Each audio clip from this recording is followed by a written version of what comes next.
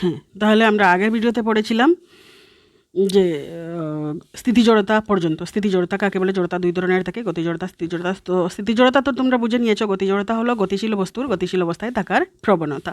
তো এইটা এক্সাম্পল যদি দিতে বলে বা তোমরা নিজেই জানতে চাও, তাহলে এক্সাম্পল হলো যদি একটা ফ্যান চলতে থাকে এবং তুমি সুইচ অফ করে দাও, তবুও কত সময় চলতে থাকে। তার মানে এটা আগের গতিতে কত সময় থাকতে চায়, বাইরে থেকে ফোর্স না পেয়েও।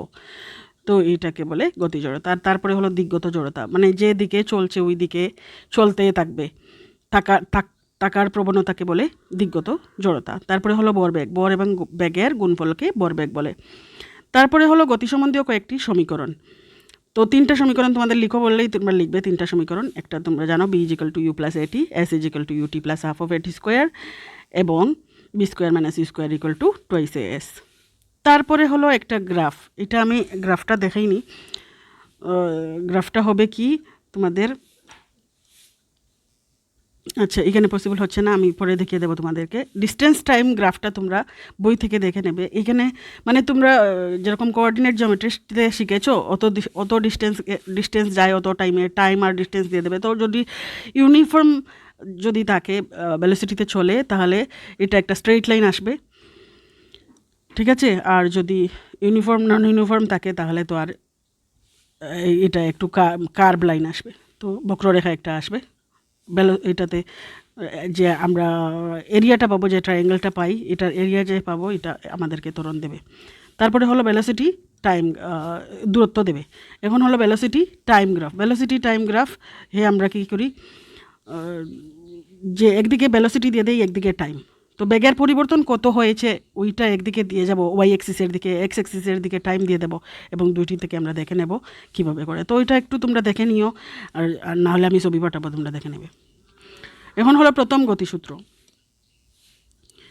নিউটনের প্রথম গতিসূত্র। নিউটনের কী বলে বলো তো? বাহ্যিক বল প্রযুক্ত না হলে, মানে বাইরে থেকে কোনো বল প্রয়োগ না করলে স্থিতিশীল অবস্থায় এবং গতিশীল অবস্থায় একই দিকে একইভাবে যেতে থাকে। তো এটাকে আমরা বলি জড়তার সূত্র। এটা জড়তার সূত্র। নিউটনের প্রথম গতিসূত্রটাকে জড়তারও বলা হয়, কারণ এটা জড়তাও বোঝাচ্ছে, মানে বাইরে থেকে যদি বল প্রয়োগ না করি, যেরকম আছে বস্তুটা ওরকমই থাকতে চাইবে। তো এটা হলো জড়তার নীতি বা নিউটনের প্রথম গতিসূত্র। দ্বিতীয় গতিসূত্র, বস্তুর ভরবেগের পরিবর্তন হার প্রয়োগকৃত বলের সমান এবং একই দিকে নির্দেশিত হয়। তো এটা কি দিক নির্দেশ একদিকে করে, আর কোন দিকে ভর এবং বেগের পরিবর্তনের হার, মানে mb - mu পরিবর্তনের হার, এটা কি থাকে বস্তুর বলের উপর।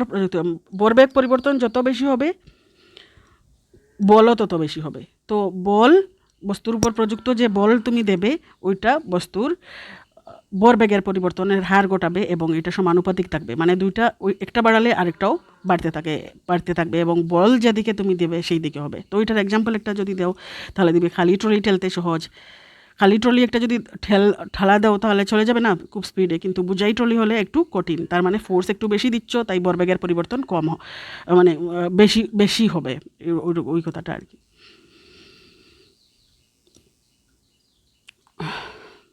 তার ভর এবং বেগের গুণফলের জন্য। তারপরে হলো নিউটনের তৃতীয় গতিসূত্র, প্রত্যেক ক্রিয়ার সমান এবং বিপরীতমুখী প্রতিক্রিয়া থাকে, এবং এটা দুইটা বস্তুতে কাজ করে, দুইটা ভিন্ন বস্তুতে। যেরকম তুমি নদীর পাড়ে নৌকা থেকে লাফ দিলে, তো নৌকাটাও লাফ দিয়ে যদি তুমি পাড়ে চলে এসো, নৌকাটাও একটু পিছন দিকে চলে যাবে, ঠিক আছে। বা আরেকটা এক্সাম্পল এখানে আমি দিয়েছি, বন্দুক থেকে যখন গুলি ছড়ি আমরা, তখন বন্দুকটা পিছনে চলে যায়। তো এটা হলো ক্রিয়া এবং প্রতিক্রিয়া, অ্যাকশন অ্যান্ড রিয়াকশন। একটা অ্যাকশনের আরেকটা রিয়াকশন থাকে সব সময়। তারপরে হলো ভরবেগের রক্ষণশীলতার সূত্র বা সংরক্ষণ সূত্র। এটা হলো যদি কোনো বস্তুকে আমরা মানে কি ধাক্কা দেই বা যেটা করি না কেন, ভরবেগের পরিবর্তনের হার সব সময় সমান থাকে। ভর এবং বেগের গুণফলটা সব সময় মোট ভরবেগ সমান থাকে। যদি বস্তুটা স্প্লিটও হয়ে যায়, তাহলে যোগ করে ভরবেগ কিন্তু সেম থাকবে। তো এটা হলো ভরবেগের রক্ষণশীলতার সূত্র বা সংরক্ষণ সূত্র। তো এটার উদাহরণ যদি দাও, তাহলে তুমি বলবে যে সংঘর্ষের সময় দুই বস্তুর মোট ভরবেগ অপরিবর্তিত থাকে। মানে কি, যখন একসাথে যাচ্ছে বা কিছু একটা দিয়ে আরেকটাকে কোলাইড করেছে, তখন এটা দুই দিকে চলে যাচ্ছে। যদি দুই দিকে চলে যায় তবুও কোনো সমস্যা নেই, ভর এবং বেগের যে মোট ভর বেগ থাকবে ওইটা সেম থাকবে আগে এবং পরে। একটি বস্তু কিছু দূরত্ব অতিক্রম করলো, এর সরণের মান শূন্য হতে পারে কি? যদি পারে উদাহরণ দাও। এরকম একটা এক্সাম্পল তোমাদের পরীক্ষাতে আসে প্রায় সময়। তো তোমরা বলবে হ্যাঁ, সরণের মান শূন্য হতে পারবে। সরণ কি বলেছিলাম আমি? ইনিশিয়াল ডিস্টেন্স থেকে ফাইনাল ডিস্টেন্সের মাঝামাঝি যে ডিস্টেন্সটা থাকে কোন দিকে। তো একটা যদি তুমি মনে করো উপরের দিকে একটা গাছের মধ্যে উঠলে আবার সেম জায়গাতে নিচে নেমে আসলে, তখন কি হয়? তখন আগে ডিস্টেন্স তুমি কভার করেছো, কিন্তু সরণ তোমার কাছে জিরো, কারণ ইনিশিয়াল পজিশন এবং ফাইনাল পজিশন তোমার কাছে সেম। এটা তুমি পুকুর পাড়ে দাঁড়িয়ে পুকুরের ওই পাড়ে সাঁতরিয়ে যাও, আবার আগের জায়গাতে চলে এসো, তো সেম এটাও কি হবে? তোমার সরণের মান শূন্য হবে। মোটর গাড়ির ওডোমিটার দ্বারা কি মাপা হয়? ওডোমিটার দ্বারা আমরা গাড়ি কতটুকু দূরত্ব অতিক্রম করেছে এটা মাপতে পারি। ওডোমিটার গাড়িতে লাগানো থাকে, তো এটা দিয়ে আমরা বুঝতে পারি কত ডিস্টেন্স কভার করেছে গাড়িটি। দূরত্ব এবং সরণের মধ্যে পার্থক্য লিখো। তো এটা আমি আগে এক্সপ্লেন করে নিয়েছি, তোমরা লিখে নিও। দূরত্ব এবং সরণ বা স্থানান্তরের মধ্যে পার্থক্য, তারপরে বেগ এবং বেগের মান, বা একটা বলছে দ্রুতি এবং বেগের মধ্যে পার্থক্য, তারপরে হলো গতির সমীকরণ 3টা লিখো, এরকম কোশ্চেন আসতে পারে। তারপরে আসতে পারে তোমাদের distance time graph, velocity time graph, এগুলি আসতে পারে। তারপরে আমি কিছু নিউমেরিক্যাল প্রবলেম দিয়েছি, তো কিছু আমি করে দিয়েছি, 1-2টা রেখেছি তোমাদের করার জন্য। তো তোমরা এটা আরামসে করতে পারবে, কারণ আমি আগে নিউমেরিক্যাল আগে একটা চ্যাপ্টার করিয়েছি তোমাদেরকে, যেখানে নিউমেরিক্যাল তোমাদের ক্লিয়ার করে দিয়েছি। তো ওই ভিডিওটা দেখে এসে এই কোয়েশ্চেনগুলি করবে। ওই ভিডিওটা আগে দেখবে, তারপরে এসে এই কোয়েশ্চেনগুলি করবে, তোমরা নিশ্চয় পারবে। কিছু আমি করে দিয়েছি, কিছু আমি করি নাই, তোমাদের জন্য রেখেছি। তোমরা দেখবে, এইগুলি দেখে করে নেবে, পজ করে এই কোয়েশ্চেনগুলি দেখে নেবে এবং করে নেবে। কিছু আমি তোমাদেরকে সুন্দর করে দিয়েছি, ঠিক আছে? দেখো এইরকম করবে। কিছু আছে আমার, তোমরা আনসারগুলো আমার নাম্বার দিয়ে আমাকে কমেন্টে জানাবে তোমরা কত পেয়েছো, ঠিক আছে? তারপরে কিছু দিয়েছি আমি তোমাদের এমসিকিউ।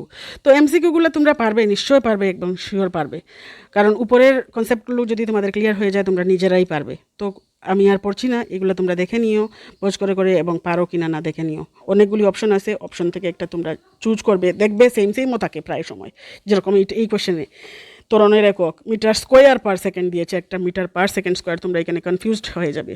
তোমরা লিখবে মিটার পার সেকেন্ড স্কোয়ার, ভালো করে খেয়াল করে লিখবে, ঠিক আছে? আর অন্যর উপরে ভরসা করে আর যেটা লিখলো লটারি মেরে আসার দরকার নেই। তোমরা যদি কনসেপ্ট ক্লিয়ার করে থাকো তাহলে এটা পারবে এবং নিশ্চয় পারবে। দেখো এরকম আমি কয়েকটি তোমাদেরকে দিয়েছি, পজ করে তোমরা দেখবে, এবং আনসারটা প্রথমে দেখবে না, তোমরা আনসার নিজের মন থেকে বের করবে, তারপরে মিলিয়ে দেখবে হয়েছে কিনা, ঠিক আছে? তো আরও কোয়েশ্চেন এমসিকিউ কিছু আসতে পারে, কারণ কনসেপ্ট তো ক্লিয়ার থাকলে কিছুই করা যায়, সব কিছু দেওয়া যায়। তো তোমরা ট্রাই করবে আশা করি, এবং পরীক্ষা ভালো করে দেবে। তো বেস্ট অফ লাক সবাইকে, এবং ভিডিও দেখতে থাকো।